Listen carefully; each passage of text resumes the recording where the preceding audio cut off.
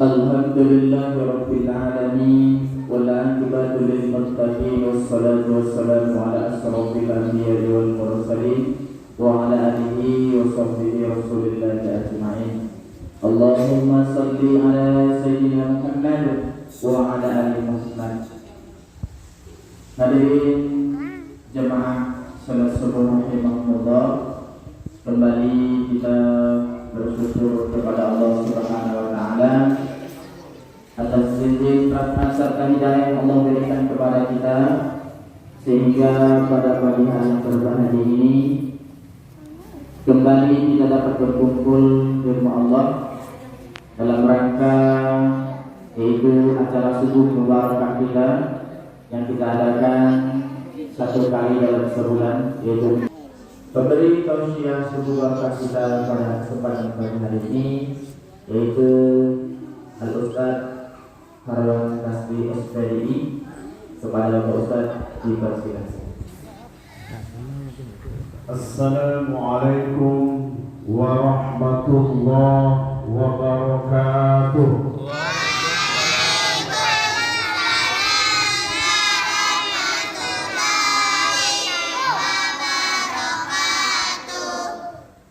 Alhamdulillahilladzi anzala as-sakinata fi qulubil mu'minin liyazdadu imanan ma'a imanihim. Asyhadu an la ilaha illallah wa asyhadu anna Muhammadan abduhu wa rasuluh. Allahumma salli ala Muhammad wa ala ali Muhammad. Qala Allah ta'ala, a'udzu billahi minasy syaithanir rajim. Bismillahirrahmanirrahim. Rabbana atsmim lana nurana waghfir lana innaka ala kulli syai'in qadir. Sadaqallahul azim. Senantiasa kita bersyukur kepada Allah Azza wa Jalla. Alhamdulillah atas izinnya baru saja selesai kita menunaikan kewajiban kita sebagai muslim yang taat, yakni sholat subuh berjamaah. 47 derajat sholatul jamaah taqulu min sholatil masjid sab'i wa 20 darajat. Sholat berjamaah itu lebih afdal daripada sholat sendiri 27 derajat. Ada yang memahami Bapak Ibu 27 derajat ini adalah pangkat 27. 10 pangkat 2 berapa? 10 pangkat 2 100, berarti pangkat 2 itu 2 nolnya. 10 pangkat 3, 10 pangkat 3 seri, 10 pangkat 4 10. Sekarang 10 pangkat 27, 27 buang nolnya berapa itu? Woi, subhanallah. Ilmu matematika tak sampai menjangkau ke sana, hanya diberi tanda tak terhingga. Bolehlah tak terhitung. Ada nama itu. Tak terhingga. Jika kalau jemaah kita pagi ini yang luar biasa ada sekitar 70 orang, berarti masing-masing kita dapat pahala 70 pangkat 27. Itu lain. Subhanallah, balasan yang Allah berikan yang ikut berjamaah. Siapa tahu apa judul kita pagi ini? Apa judul kita? Hidup butuh cahaya. Woi. Apa judulnya begini? Hidup butuh cahaya. Apakah benar kita butuh cahaya? Betul. Benar. Siang kita butuh cahaya matahari, malam kita butuh cahaya rembulan, dan bintang bintang, kemudian lampu. Sebelum ada lampu, kurang malam pakai cahaya bulan dan bintang. Makna dari cahaya dalam surat At-Tahrim ayat 8 ini adalah pertama, cahaya iman. Cahaya apa saya? Cahaya. Ya Allah, sempurnakanlah bagi kami cahaya iman kami. Dengan iman, dengan agama, maka insya Allah kita akan selamat hidup di dunia dan selamat hidup di akhirat. Dituntut oleh cahaya iman. Jamaah masjid ini, insya Allah ini video-video ini semuanya yang hadir dalam masjid ini orang-orang beriman hadir dalam masjid ini iman.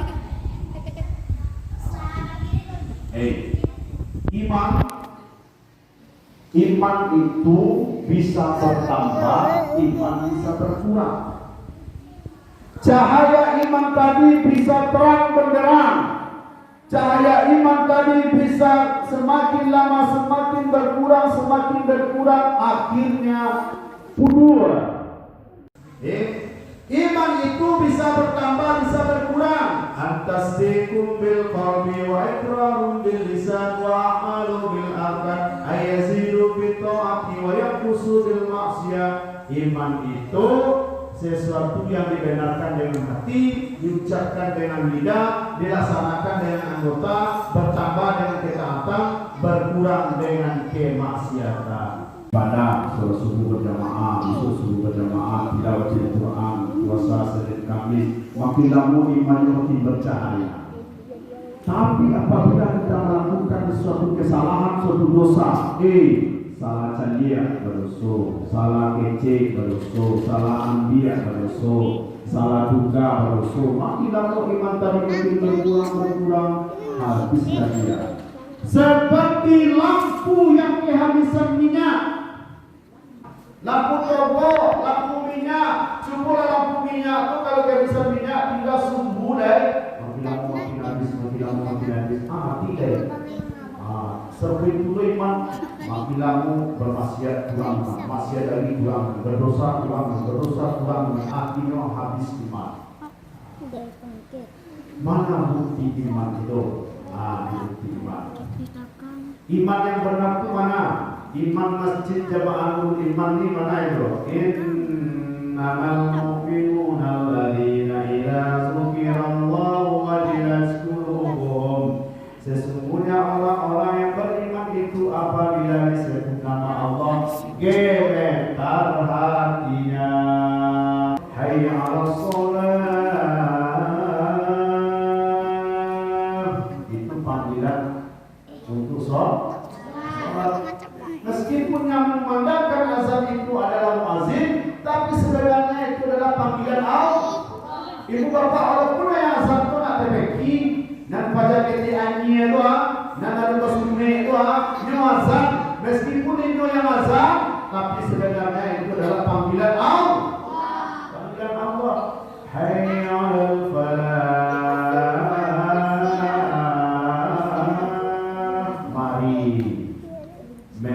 Meraih kemenangan. Kalau Rasulullah mengajak sahabatnya untuk berjihad di jalan Allah, untuk pergi perang, Nabi kalau mengajak sahabatnya pergi perang, dicari manusia yang adil sholat subuh. Kalau tidak adil ke sholat subuh, akan diajak berperang. Baku sholat subuh kurang Nabi, kurang yang adil sholat subuh berjamaah itu kurang yang kuat iman. Kurang yang kuat imannya. Mohon maaf dari maaf ibu bapak. Kalau tidak adil sudah subuh pak, sudah subuh berjamaah, apa kata Nabi? Inna adkala sholatin alal munafiq sholatul isya wa sholatul. Sholat yang paling baik dilakukan oleh orang munafik adalah sholat bisa berjamaah sholat subuh berjamaah. Itu balik dilakukan oleh orang mati. Orang yang imannya bolak-balik. Yang hadir subuh berjamaah inilah yang kuat imannya, yang diajak oleh Rasulullah untuk berjihad di jalan Allah. Ada seorang kaisar Yahudi, kaisar Yahudi berkata, kalian umat Islam, selagi jumlah jamaah subuhnya 2, 3, 4 orang, maka tidak ada sedikit pun yang aku takutkan dari orang Islam. Kata seorang kaisar Yahudi, Raja Yahudi. Tidak ada yang ditakutkan dari umat Islam kalau yang hadir subuh berjamaah itu 2, 3 orang. Tapi kalau sudah sholat subuhnya seperti sholat Jumat, disitulah baru mereka takut. Kenapa? Karena imannya sudah kuat. Cahaya iman ini, cahaya iman ini yang perlu kita terang-terangkan dengan sholat. Bangun di waktu fajar sang penuh, sembahyang subuh dengan segera, supaya badan sehat selalu, pikiran senang, hati gembira. Orang yang hadir sholat subuh itu badannya sehat, pikirannya senang, hatinya gembira. Kalau tidak sholat berarti tidak pergi.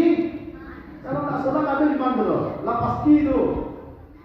Standar ukuran orang beriman itu seutama-utamanya adalah sholat. Kalau tidak sholat tak beriman itu. Itu bagaikan sebatang pohon serta buahnya, walaupun kalau tak sembahyang apa gunanya, walaupun hidup 1000 tahun kalau tak sembahyang. Orang tak sholat, manusia tak bangun. Wih, tak ada gunanya. Orang kalau tak sembahyang tak ada gunanya. Kan kalau tak sembahyang apa guna? Kan ada gunanya. Rukun Islam yang 5, syahadat, sholat, puasa, zakat untuk si papa, haji bagi yang puasa. Siapa tidak sholat dong, celaka di akhirat. Siapa tak bayar zakat, oleh Allah dilaknat. Rukun Islam yang 5. Nih, Islam di rukunnya. Ini Islam di rukun. Dimulai dari haji. Haji bagi orang yang mampu. Kalau tak mampu, tidak apa. Tapi tanggal haji berarti kali. Kemudian zakat apabila harta sampai senisab atau bagi yang mampu. Kalau tak mampu, tidak apa-apa. Tanggal haji dari. Berarti puasa. Panitia puasa. Bulan puasa kapan tanggal 1 puasa tanggal ini. Berarti tidak lo sholat lupa, tidak lo sholat kamu ala bela. Pak, itu syahadat Pak. Itu syahadat juga Islam Pak. Syahadat itu hanya untuk mendaftar masuk Islam. Syahadat itu daftar masuk Islam. Pendaftaran tanda masuk Islam, dalam daftarnya asyhadu an la ilaha illallah wa asyhadu anna Muhammadar Rasulullah. Masuk Islam. Tapi kalau yang lain adalah kita tidak. Pola kari itu Bapak. Gak kari itu Pak. Kalau seseorang itu tidak sholat, kami yang laki-laki tidak sholat, lalu punya anak perempuan yang nanti yang dalam bulan ini mau menikah, itu kami jadi wali nikahnya, Bu. Ini undangan loh. Kami punya anak laki-laki, itu kami jadi wali nikah. Maka ayah yang tidak sholat, seorang ayah yang tidak sholat, haram hukumnya menjadi wali nikah anaknya. Tidak boleh menjadi wali nikah anaknya. Itulah disampaikan, kami sampaikan ke ketua terus. Kalau sampai kan calon-calon wali nikah Pak di sholat dah ya Pak dia jadi wali Pak betul Ustaz. Amak ada Ustaz. Awak mengadang Ustaz, awak mengadang Ustaz. Tak bisa Pak di wali. Pak sholat. Amanah kedua saja. Kalau takak bertagi kalau nak kalau tak sholat takak bertagi kalau di tuan. Anda bisa menjadi wali nikah. Asuh adik ayahnya yang sholat atau anak laki-lakinya yang sholat yang jadi wali nikah. Kedua, cahaya ilmu pengetahuan. Menuntut ilmu itu wajib. Ilmu mana yang wajib? Kalau menuntut ilmu kedokteran itu fardu kifayah. Tidak satu orang jadi dokter. Kalau saudara orang risiko jadi dokter, siapa sih yang lain? Menuntut ilmu kemiliteran fardu kifayah. Menuntut ilmu fisika, sains, teknologi fardu kifayah. Untuk ilmu itu fardu kifayah, tapi ilmu agama fardu ain. Wajib awak pandai berwudu, wajib awak pandai tata cara sholat, wajib awak pandai tata cara ibadah puasa. Satu lagi wajib fardu dia harus dibedakan. Di ilmu agama adalah fardu. Tanpa agama manusia binasa, tanpa ilmu manusia buta. Tanpa ilmu manusia ilmu agama buta tidak buta begitu. Tanpa ilmu manusia buta tidak bisa melihat mana yang benar, mana yang sah. Perkuat cahaya ilmu kita dengan belajar. Subuh mubarakah yang diadakan oleh pengurus masjid ini dalam rangka menambah wawasan ilmu agama. Sebab menuntut ilmu agama tidak ada kelasnya S1, S2, S3 yang ada. Tidak ada SD Paramano sampai minal mahdi ilal lahdi, dari ayunan sampai ke yang lahat. Akhir satu cahaya apa tadi? Cahaya dua cahaya tiga cahaya Al-Quran. Dia perkuat cahaya Al-Quran pada diri kita dengan banyak tilawatil Quran, dengan banyak membaca Quran. Siap sholat maghrib, anak ustaz. Ya. Siap sholat maghrib, biasakan baca Quran satu halaman paling kurang. Besok satu halaman lagi. Usahakan khatam setiap saat. Pak. Wala khatam pak. Wala tambah ngaji dulu khatam pak. Itu ngaji deh pak. Kalau khatam ngaji dia. Iyo tetap tilawatil Quran, berkuat dengan tilawatil Quran. Hanya dengan mempelajari Al-Quran hidup kita akan nyaman, hidup kita akan terang benderang selamat dunia dan akhir. Bukan hanya sekedar pandai membaca. Dzalikal kitabula raiba fihi, ditambah dinaikkan tingkatnya, bisa menerjemahkan. Oh, nggak bisa Ustaz. Demikian kitab yang tidak ada keraguan padanya, petunjuk bagi orang yang bertakwa. Naikkan lagi. Memahami Al-Quran. Kemudian setelah itu mengamalkan isi Al-Quran. Bagaimana cara mengamalkan isi Al-Quran? Al-Quran menyuruh sholat, kita sholat. Al-Quran menyuruh puasa, kita puasa. Al-Quran melarang mencela, awak tidak boleh mencela. Tidak boleh membiak sekalu, tidak boleh membiak jambu, tidak boleh membiak banggau. Pertama tidak boleh menggana. Tidak. Mengganggu suara. Kalau kita mengamalkan Al-Quran, jangan ambil hak milik orang lain. Al-Quran melarang kita. Al-Quran melarang kita berjudi, kita tinggalkan judi. Namun ini Pak, wah main kartu sih Pak. Oh main kelereng tapi lu bertaruh apa? Kelereng tapi bertaruh. Wah namun main begini Pak, main ayam tapi bertaruh apa? Baju tinggal tinggalkan. Namanya mengamalkan Al-Quran. Ibu bapak, Al-Quran mengharamkan riba, awak tinggalkan riba. Lain mudah nganggo. Ibu, Al-Quran melarang riba, awak tinggalkan riba. Kalau awak tinggalkan riba dan main judo-judo tembak itu berhenti dah.